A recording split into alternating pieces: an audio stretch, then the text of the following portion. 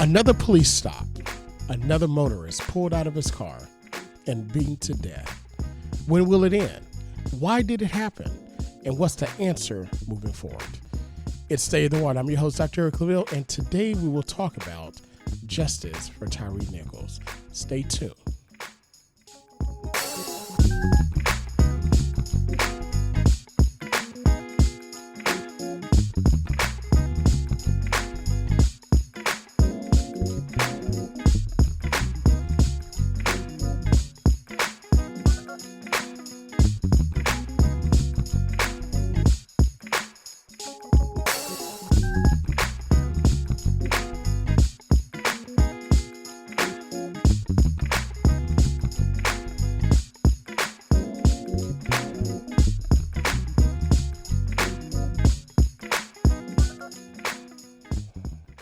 Welcome back. It's Stay in the Water. I'm your host, Dr. Eric Claville. As always, we'd like to thank you for joining us here on State of the Water, where we bring movers, shakers, policymakers to you, the community, to discuss issues that are important to you. Today is one day that we definitely will discuss an issue that is truly important, not just to our community, but for all communities in our country. But before we do so, again, I'd like to welcome you and thank you again for joining us. As always, we have with us our producer, Marvin Folks, also known as DJ Scandalous, which can be heard here on air every day, Monday through Friday from 2 to 6 p.m. On Saturdays, you can hear him broadcasting the game and in studio. And, of course, he's the hardest working man in radio because he's in studio with me here live on Sunday. You know, we're always blessed to be here on the campus of the Norfolk State University as we broadcast live, and like we do every Sunday, from the station of WNSB Hot 91, the soul of VA, the hottest radio station in the land, that are doing some great things here, not just on campus, but across this Hampton Roads region. You know, as Marvin, as I mentioned ahead of the show, you know, this is an issue that is important for all of our communities and, you know, not just us. You know, another police stop, another black man, another beating, another death. And it was caught on camera. It wasn't initially reported by the police, but it was caught on camera. You know, if it's not George Floyd, Philando Castile, Alvin Sterling, and the list goes on and on, you know, the names keep piling up where individuals that were thought to have something but didn't, individuals that were pulled over for a traffic stop, end up dying in the hands of the police even after complying. You know, when I mention that, you know, well, what comes to mind is for you as a young black man yourself? Having power is power, and everybody doesn't need it. You know, I can for sure say, you know, you want to do the right thing. You want to make sure that your tailgate lights are working. Make sure you put your signal lights on. Make sure you got your seatbelt on. But some cases, that's not enough. You know, then it goes back to the part of, well, who's on the other side of the situation? What do they need to do? Does the chief need to have stronger training for individuals? Does it need to be longer? Does the schooling, the academies, does that need to be longer? You know, we can do our part with making sure that we're outstanding citizens, but always being an outstanding citizen doesn't always pay off. So it goes back to where, you know, the other side is doing what they're doing. Absolutely. Absolutely. You know, and listen, I want to get your input as well, the listeners. If you want to call in, 757-823-9672, that's WNSB. That's 757-823-WNSB, which is 9672. Call in. Let us know your thoughts. We're going to be talking all half hour about this issue, justice for Tyre Nichols. You know, for those of you that don't know what's going on, let me just give you a quick overview of what's taking place. Right now, the nation is really grappling with and coming to grips with video footage that has been released by the Memphis Police Department, video of a motorist, Tyre Nichols, who was headed home in his neighborhood. He was pulled over by officers of the Memphis Police, which we know now to be a part of what's called the Scorpion Unit. The Scorpion Unit is a special unit of about 30 officers that target criminals in high crime areas, so criminal activity in high crime areas. However, Tyre Nichols was not one of those individuals that fit that criteria. As a matter of fact, the justification for pulling him over was reckless driving. But when the police pulled him over, the video shows that they pulled him out of the car. And when they pulled him out of the car, they threw him to the ground. He was asking, he said, "I'm not doing anything. Why you want me out of the car? What are you doing?" And of course, at that time, they say, "Get on the ground on your belly." And of course, he then starts to comply, and they tase him. Then they pepper spray him. Then they hit him a few times, and they continue to hit him. And then after that, you see where because he's being hit, he gets up and starts running toward his mother's home where he lived. And from there, by the way, he's originally from Sacramento, California. He's a skater guy, loved photography and so forth. And then he moved to Memphis to live with his mother and also his stepfather. And there, he basically was a guy that was working like most people are working. He moved to Memphis during the pandemic time period, and he loved skating and photography, as his hobbies, when he wasn't skating or wasn't working. But from that time period, he took off running toward his mother's home. They called him, and at that particular time, that's when the what we see in the videos, the massive beating started to happen. They tased him, pepper sprayed him continually, and then they took turns just kicking him, punching him, and so forth, to the point where when they handcuffed him, they just laid him up on the car, and you could tell he was motionless. He wasn't moving. Even though he died 3 days later of his injuries in the hospital, you could tell that at that particular time, from the video that I saw, that he was pretty much he was leaving this earth at that particular time. He was beat up pretty bad.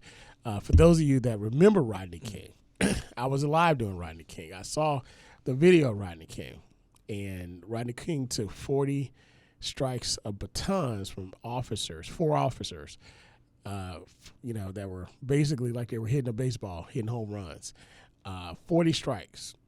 And from there, they continue to hit him. And of course, we saw what happened to Rodney King, but Rodney King lived, believe it or not, after taking those 40 hits. But Tyre Nichols was not able to, even being hit by batons. He was kicked, he was punched, he was pepper sprayed, he was tased, and unfortunately, he simply did not make it. It took 20 minutes, more reports show. It took 20 minutes for the EMS to arrive, and from that time period, now we don't know, the 20 minutes that he was actually there, lying against the vehicle, the police, they're not offering any assistance. They just put him up against the car, and as he was slumped over, and basically they were just joking around and so forth. On the video is what it showed. And then from there, basically he just lay motionless until EMT got there, and then from there they transported him to the hospital. Now, of course, before the video was actually released, these 5 officers were put on administrative leave, and then leading up to the release of the video, they were fired. And then, of course, the attorney, well, we call him Commonwealth's attorney here in Virginia, but the district attorney basically then charged them. They were indicted on several charges, including second-degree murder, which being the most serious of the charges. Also, it showed that you have a sheriff, deputies that were also relieved of their duty without pay, while their conduct was also being investigated. In addition to that, you also have the EMT that were also, according to reports, relieved of their duty as well. Now, of course, the country, along with the cities, Memphis more specifically, I know the city of Atlanta, others, they were bracing for, a lot of unrest and so forth. The mother the mother of Tyre came on and requested peace. And you had a lot of protests that took place, a lot of protests. But to the protesters' credit, to the credit of everybody, there was nothing where we saw cities burned, if I can say that. So there was no major outward actions of this, even though, again, we have seen situations where, it has happened, and so forth. So when we look at what's taking place, you ask yourself, at what point does this continue to stop? At what point does this continue to do we continue to escalate? Why is it that we continue to see this? Why is it that we continue to see the police taking advantage of people, more specifically, taking the place of taking advantage of the people, taking advantage of individuals in the Black community? So, this is a question that we're still grappling with. It's happened again. I got a text from a colleague of mine who's a chief reporter of a newspaper here, Black Journal and Guide. He asked me, he said, one word to describe what's taking place and why. And the one word that I gave him was again. Again. It's happening again. And keep in mind, Marvin, one thing that distinguishes this incident from all others, video, right? There was a camera. Now there's body cam video, but there was a camera in the neighborhood on top of a phone post that caught it. And because of that, that's what you see. Just like in the George Floyd incident, the police did not originally release those tapes, that body cam, those video. It was a bystander that released the video, and therefore had to force the police department to release, their body cam and so forth. So again, Marvin, you've been alive since George Floyd. You saw Philando Castile, you saw Alvin Sterling, and you've seen Ahmaud Arbery. Of course, those are vigilantes. You've seen all that. Well, what comes to mind after that description of what I just talked about took place in all those? Well, when I saw the photos of the officers, I noticed that they were all men of color. Yeah, Black men. And, truly, truly sad. And like I said at first, everyone doesn't need power.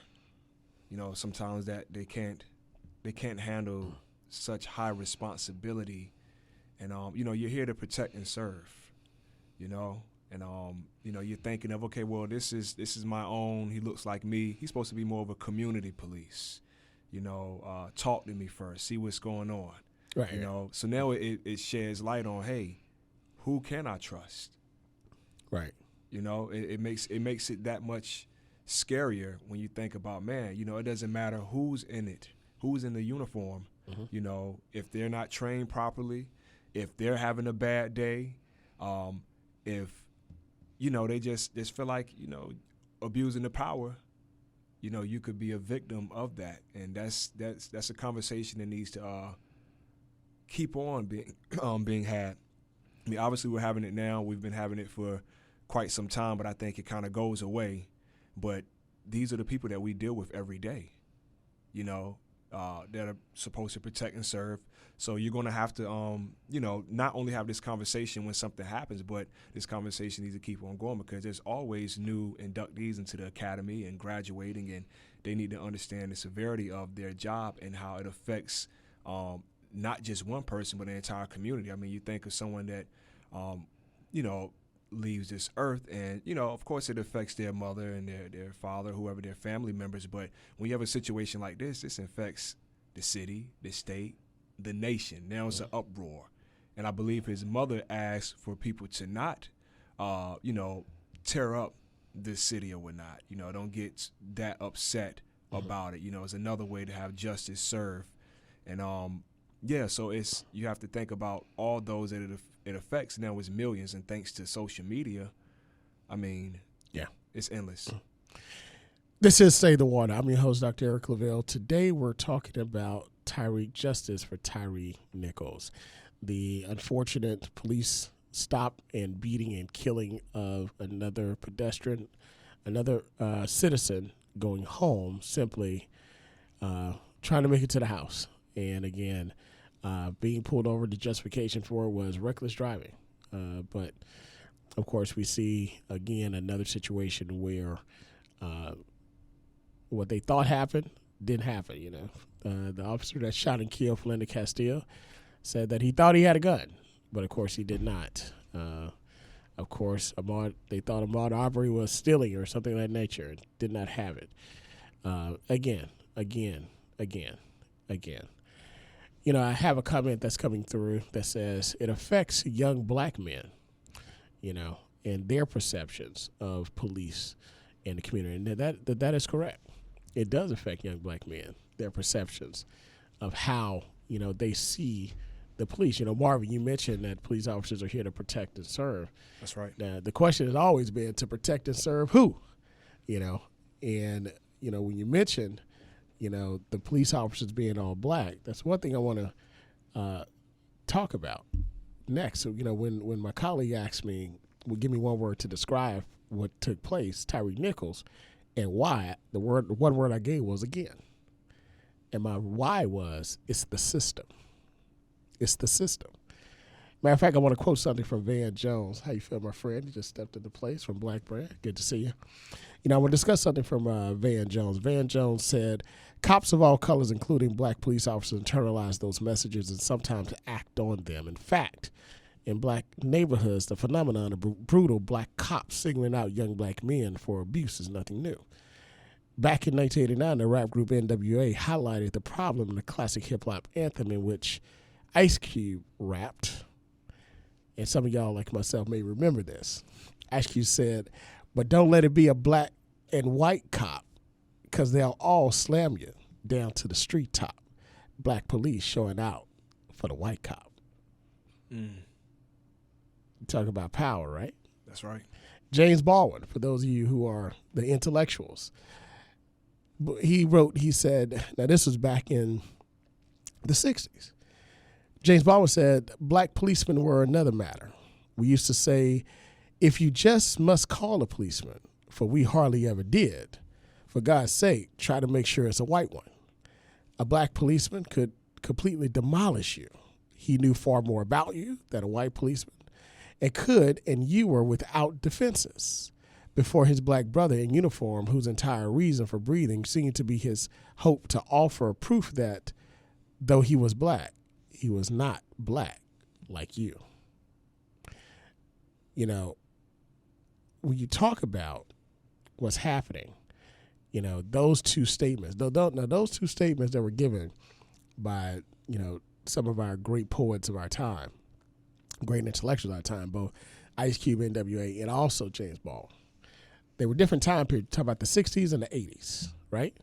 But what took place in the 60s was a phenomenon that was birthed out. What took place in the 80s was a phenomenon that was birthed out of the 60s.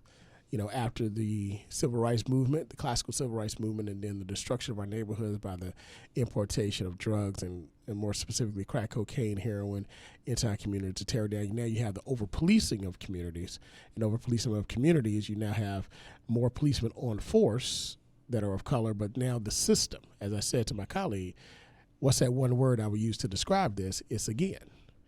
And when we talk about again, we talk about the system. Matter of fact, I want to get my brother here comment on it. When you talk about Tyre Nichols, when you saw the video, what came to your mind? Exhaustion of just seeing the same thing over and over. Not necessarily numbness, but just another stone on top of boulders and boulders of heavy weight. Exhaustion. You know, we mentioned earlier, you know, it's Philando Castile, George Floyd, Alvin Sterling, Ahmaud Arbery. Of course, the list goes on and on and on, right? And when you start listing those names, we're not talking about like 40 years ago, Emmett Till, something like that. We're talking about in a 2-year span. Yeah. Those names in a 2-year, all those names happen in a 2-year span. And if you just want to say, for 2020, then let's just say 3 years, right? But that's still too much. It's way too much, and it either comes to a head or we drown under the weight. I feel like this is an opportunity to be able to facilitate some change, to be able to release some of that weight. That's what it's going to take, or else we will always feel exhausted. You mentioned a very important point, opportunity and change.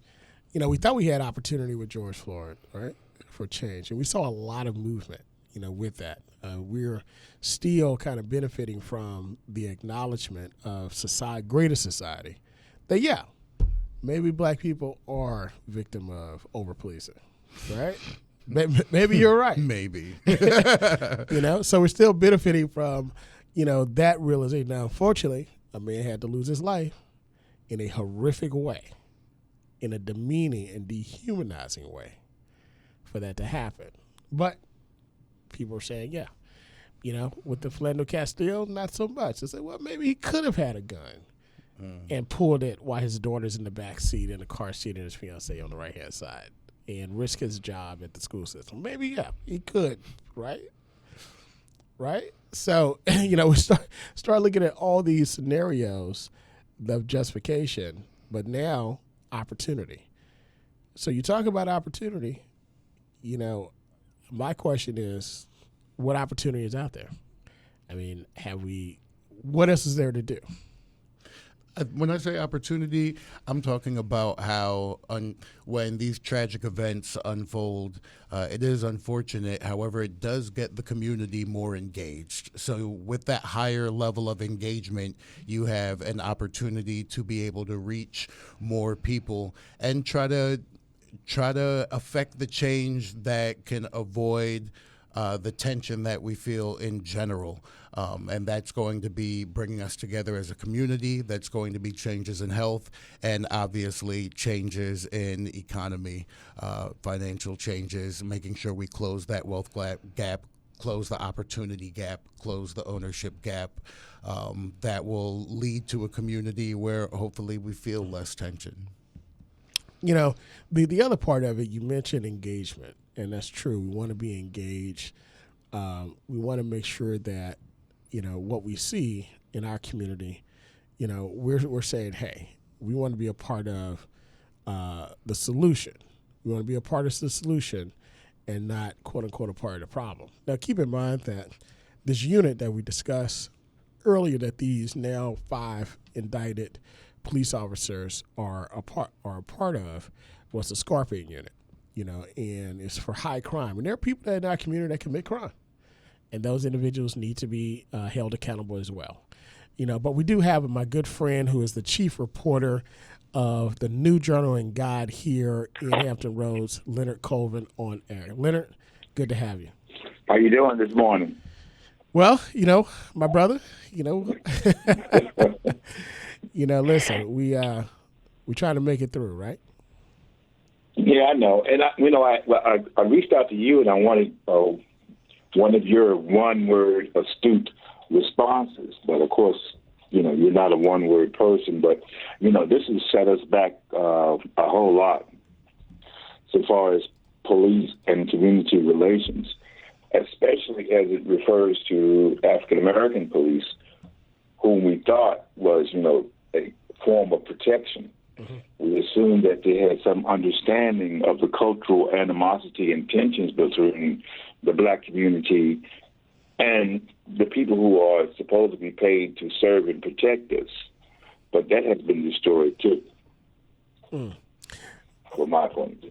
When you say that we've been set back, I definitely agree with you, that we've been set back. And then, of course, I think the face of the police officers also changed the narrative as well, because, when we talk about opportunity, from Black Brand, Brian Owens here in studio just mentioned that this is an opportunity now for our community to be more engaged. But But Leonard, the question, the question I have is how much more engagement do we need? I mean, if George Floyd, who basically you had just about every representation of the greater society, demographics there. You had 2 white males, you had an African American, and you had an Asian American, who all participated in that murder, And now you have 5 black policemen, African American policemen in their community that participated in the murder. I mean, and then of course with Philando Castile, I think that officer was Hispanic, So, Right. Again, the demographics doesn't change as far as changes as far as the officers, but the demographic of the victim that never changes. And one thing that's Right. in that they have in common is they wear the blue uniform. And I closing Well, moments. I think the single most important similarity in different demographic is black male and resistance. And in each one of these cases, we see African Americans resisting out of fear, whatever. Some people say, "Don't run. Why should you run?" But I guess it goes back to relationships in between the police and community. There's no trust there. Yeah. I don't know what's going to happen to me once I turn myself over. So the fourth is resistance. It could be you. Absolutely. It could be president of USA Bank who's black or whatever. That's right. As long as there's resistance or challenging the reason why I'm being stopped. That's right. Or the reason you request to check my bag. Well, Leonard, why do you stop me when I'm, that's always the reason. Yeah. And then there's sort of like a Leonard Colvin mentioned resistance. And one thing that we're going to continue to talk about moving forward, this is just not the end, but we got to get to solutions. It's Stay in the Water. I'm your host, Dr. Eric Claville. Continue to listen as we continue to talk about justice for Tyre Nichols.